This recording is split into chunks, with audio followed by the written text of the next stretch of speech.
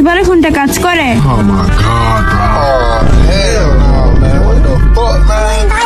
আপনি কি জানেন রমজান মাসে জিন শয়তান বন্দী থাকলে কিছু শয়তান থেকে যায় দোকানদার হিসেবে বাজারে, গাঞ্জা বাবার মাজারে, কিছু থাকে টিকটকে, আর বাকিগুলা বোরকা পরে।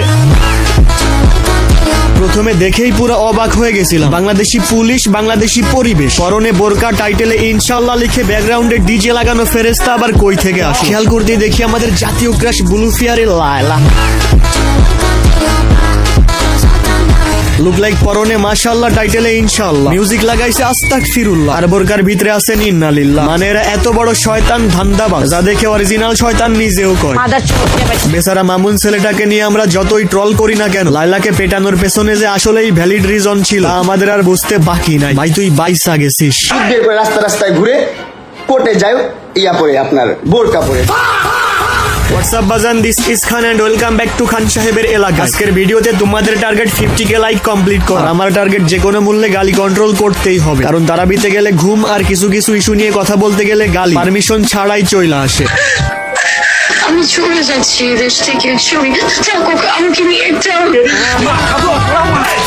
রমাদান কারীম, রহমত, মাগফিরাত আর নাজাতের 10 দিন। চারদিকে সুস্থ সম্মত হালাল উৎসব মুখর পরিবেশ, আর প্রতিটা মানুষের মধ্যে পরিবর্তন আসলেই মনোমুগ্ধকর। আসলে রমজান আসেই মানুষকে পরিবর্তনের জন্য, তাই কারো পরিবর্তন দেখে হাসাহাসি করবেন না। আমার কিছু বন্ধু আছে যাদের সেহরির পরে সিগারেট না খাইলে রোজা হয় না। কিছু বড় ভাই আছে নেতার পা ধোয়া পানি খাওয়া ছাড়া যাদের ইফতার হয় না। আর কিছু টিকটকার আছে যাদের বোরকা হিজাব পরে পাঁচদামি করতে না পারলে ঘুম হয় না, তাও রোজার মাসে।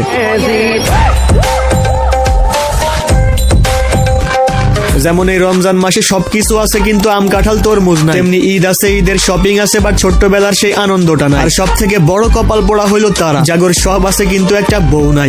পোড়া পোড়া গন্ধ আসে কই থেকে? আসেন, বউ নাই বউ চাই শরবত বেগুনি বানানোর জন্য হলেও বউ চাই স্লোগান নিয়ে আন্দোলনে যায়। আমগর মেগি সমাজ যদি রমজান মাসে ওপেনলি নেশা করার স্বাধীনতার চেয়ে রাস্তায় নামতে পারে, আমরা কেন বউ চাই বলে আন্দোলন করতে পারবো না? হোয়াই? হাসনাত ভাইরে দেখলাম সোশ্যাল মিডিয়া জুড়ে খেজুর বানায় ফেলছে। তিনিও এমপি, আমাদের জেলায়ও একজন এমপি আছে। হাসনাতের এলাকার লোকজন যদি খেজুর পাইতে পারে, আমরা কেন পাবো না? হোয়াই?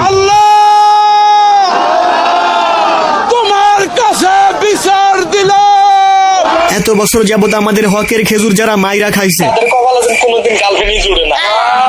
আজকে রমাদান স্পেশাল টুর্নামেন্টের দ্বিতীয় দিন। আমাদের প্রথম সপ্তাহের টার্গেট ছিল ডেইলি 500 টাকা, বাট অলরেডি 2 দিনের মধ্যেই আমাদের 1400 টাকা প্রফিট ডান। আমাদের এই টুর্নামেন্টের উদ্দেশ্য